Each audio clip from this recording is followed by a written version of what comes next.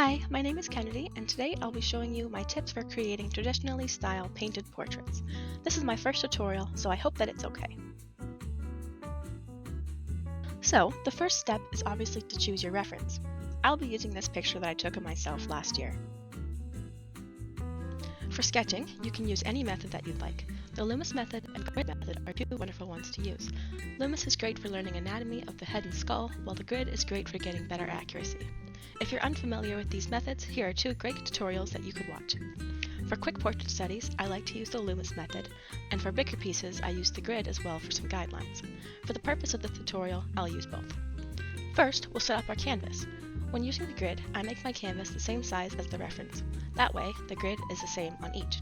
My reference is 2000 by 2220, so that's what I'll make my canvas.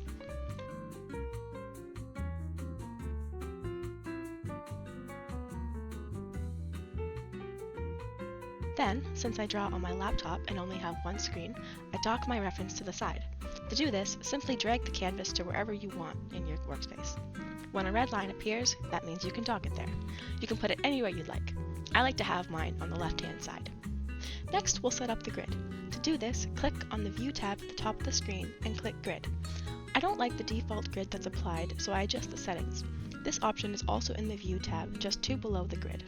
First, I turn the number of divisions to 0, and then I adjust the gap. This determines the amount of squares that your grid will have.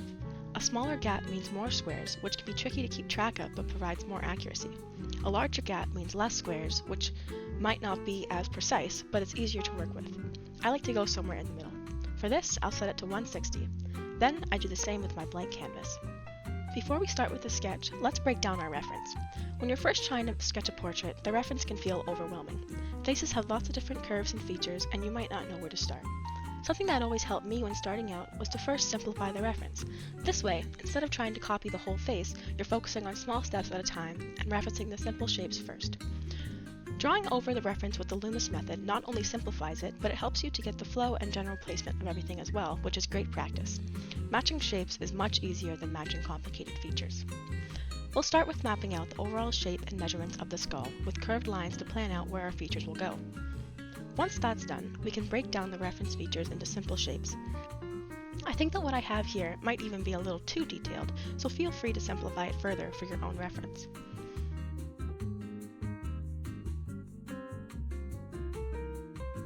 Now it's time to sketch. Using the Loomis method and the grid for guidelines, we can sketch out our base. Stick to simple lines and shapes for now, don't fuss over the details yet. Once our base is done, we can start laying out the shapes of the features. The Loomis method is excellent practice, and the grid serves as a nice guide if you're struggling with placement. The sketch might take a while, and that's okay. I spend lots of time on this, and it's very important to the process. Getting the proportions and placement right is the main part of what makes a portrait look realistic. A simple sketch with proper proportions is better than a fully rendered portrait with the wrong ones. Now that our base shapes are in, we can bring back the layer with the actual photo. I turn off the layers that I've drawn over top of the reference, but you can keep them on if you need. Now we can start drawing out the more detailed parts and turning the shapes into features. During the initial part of the sketch that we just did, I like to keep the canvas zoomed out so that I can stay focused on the main shapes and not get too caught up in the smaller ones. But now it's time to do just that. I like to focus on one section at a time and zoom in on my reference as well as my canvas to recreate what I see. Now it's time to start coloring. First, we can pick our colors. It's important to note how many different hues that the skin contains. The underlying tones are what bring a portrait to life. Different people have different undertones. Some have cool, some have warm, and some have neutral. Failing to include these will result in a flat-looking portrait. First, I like to block in the base colors of each part of the portrait. I like to separate it into different layers: background, skin, hair, clothing, and anything else that's in the portrait. I start with the background. This is the only layer that I use multiple colors for at this stage rather than just the one flat color. This is because the background of a photo affects the way that the colors of the person appear. In the past, I used to finish the entire portrait before I did the background, and something always looked off throughout the entire process. It didn't all come together until the very end when the background was in. When using a reference with non-standard lighting, the skin won't be made of your typical skin colors. Instead, they might appear as blue, purple, green, red, and any other color. Without the background and surrounding lighting, you might think that it looks weird or off, and it might feel unnatural. Laying down the background first will prevent that from happening. Now that the background is taken care of, we can block in the flat colors of everything else. It's best to start with a mid-tone for this. Nothing too light or dark, just somewhere in the middle.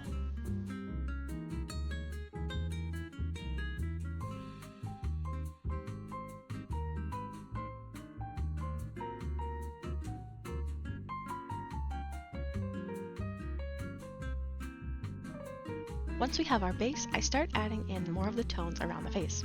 Use shadows, highlights, and undertones to map out the depth and parts of the sketch so that we can slowly start to take the sketch layer away. This photo in particular doesn't have very dramatic lighting, so the shadows and highlights aren't that intense.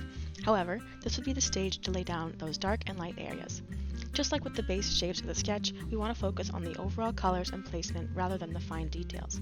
Keeping the canvas zoomed out for this will help you keep on track. Another note for creating painterly looking portraits: be careful not to overblend and smooth out the surface too much. The way I do this is to avoid using blenders at all. Instead, I blend with my brush, finding the mid-tone between two colors and blending them together gradually as you would traditionally. If I do feel the need to use a blender, I'll use a textured one to keep the right feel, but never the blur brush. Sometimes blending isn't needed at all. Keeping the brush strokes unblended helps mimic the look of traditional art.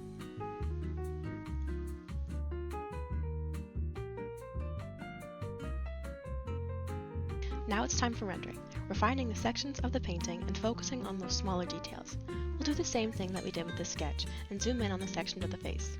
You can go however detailed you want with this, simple or super detailed, it's up to you.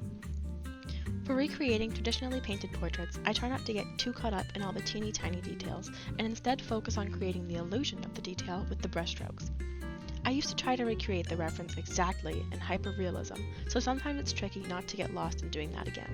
I constantly have to remind myself that no one will be zooming in on each pixel and scrutinizing everything like I am. For the purpose of this tutorial, I'll keep this simple. While rendering each section of the face, focus on refining what you've painted with the tones. Darken shadows, lighten highlights, and further shaping the features. Once I'm happy with how everything looks, I like to go over everything once again with another textured brush.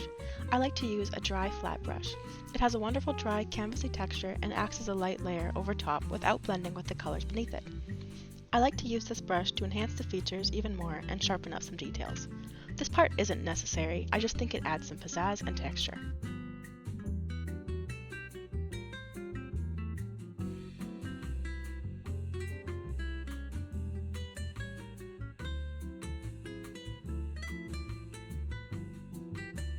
Once you're happy with your painting, let's add some texture overlays. First, open the Materials window. Mine is docked to the side, but if you can't find it, click on the Window tab at the top of the screen and find the Material button near the bottom of the drop-down menu. Clip Studio offers a bunch of built-in textures, but if none of them are quite what you're looking for, you can find lots for free on the Asset Store. I like to scroll through all my favorite textures and test them out at different blending modes, opacity, and combinations. I mostly use overlay and soft light at a low opacity depending on the texture. I use a combination of them as well, sometimes 2, sometimes 3, sometimes 5. It just depends on what I'm going for. For this portrait, as well as most of my other portraits, I use these 3 textures, 2 of which are from texture packs and 1 is just a solo thing on the Asset Store. I've put them all here with their content ID in case you want to test them out yourself. And that's it! Thank you so much for watching. I hope this tutorial was at least a little bit helpful and that you can create your own traditionally styled painted portraits. Thank you and have a great day!